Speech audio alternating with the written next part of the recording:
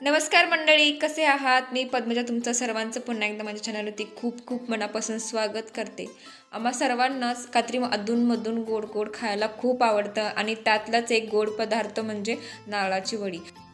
आणि हे गोड पदार्थ मी आज बनवलेला आहे बघा.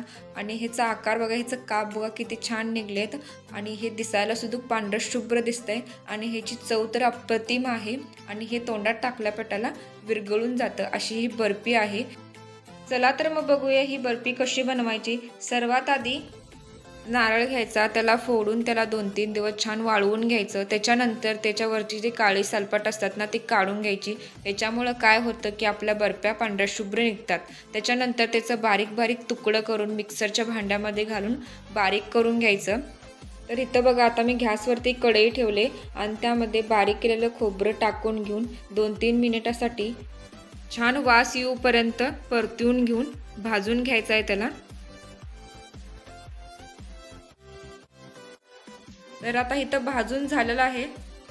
बर्फीसाठी पाक तयार करून घेऊया. त्यासाठी मी इथं 4 वाटी बारीक केलेलं खोबरं घेतलेलं आहे आणि त्यासाठी 1 वाटी पाणी घेऊन त्या पाण्यामध्ये 2 वाटी साखर घालून घ्यायची आहे. साखर घालून घेऊन त्याला छान हलवून घ्यायचं.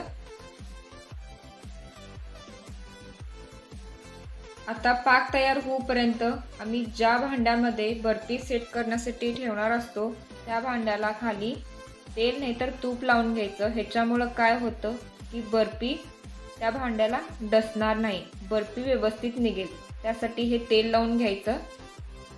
तर आता तेल लावून झालेलं आहे. तर ह्या पाकामध्ये आम्ही बारीक केलेलं वेलदोडं पूड घालून घ्यायचं आणि छान हलवून घ्यायचं. तर आता इथं बघा पाक रेडी होत आलेला आहे. तुम्ही बघू शकाल कसं छान तार धरते ती. पाक तयार झाला आहे की नाही बघण्यासाठी तुम्ही एक ट्रिक वापरा. ते म्हणजे थोडंसं पाक बोटाला लावून घ्यायचं आणि अशी तार धरते की नाही बघायची. जर तार धरत असेल तर पाक तयार झालेला आहे. गॅस लो फ्लेमवरती ठेवून त्या पाकामध्ये बारीक केलेलं खोबरं टाकून घ्यायचं आणि लगेच हलवून घ्यायचं. आणि हे मिश्रण घट्ट होईपर्यंत हलवून घ्यायचं.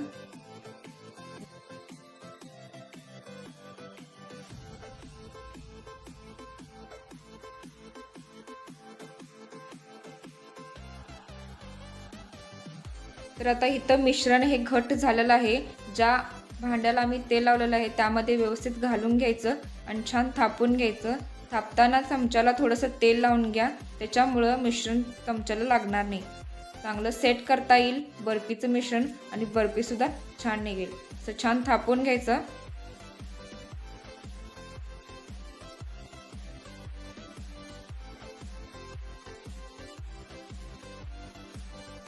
सेट केल्यानंतर अर्धा तासानंतर हे बघा छान घट्ट झालेलं आहे आणि हे बर्फी कापण्यासाठी सुद्धा रेडी झालेलं आहे. तर आता ह्याला कडकडनं सोडवून घेऊया आणि ह्याला छान दाबून ह्याला ताटापासून हे मिश्रण सोडवून घेऊया.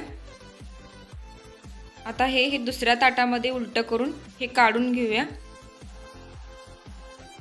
वरनं थोडंसं दाबून घ्यायचं. तर बघा किती छान निघलेलं आहे. चला तर आता चौकोनी आकाराची ह्याची बर्फी कापून घेऊया. छान आकार देण्यासाठी कडकडचं जे आहे ते काढून घेऊया आणि मधलं जे आहे त्यामध्ये चौकोनी आकाराची बर्फी तयार करून घेऊया. बघू शकाल तुम्ही किती छान बर्फी निघत आहे ती.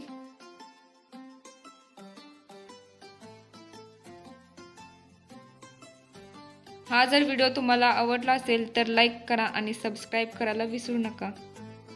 आणि इथं बर्फी तयार होऊन रेडी झालेलं आहे आणि तुम्ही सुद्धा ह्या पद्धतीनं करून बघा आणि कशी वाटली हे कमेंट करून नक्की सांगा. व्हिडिओ पूर्ण बघण्यासाठी थँक्यू.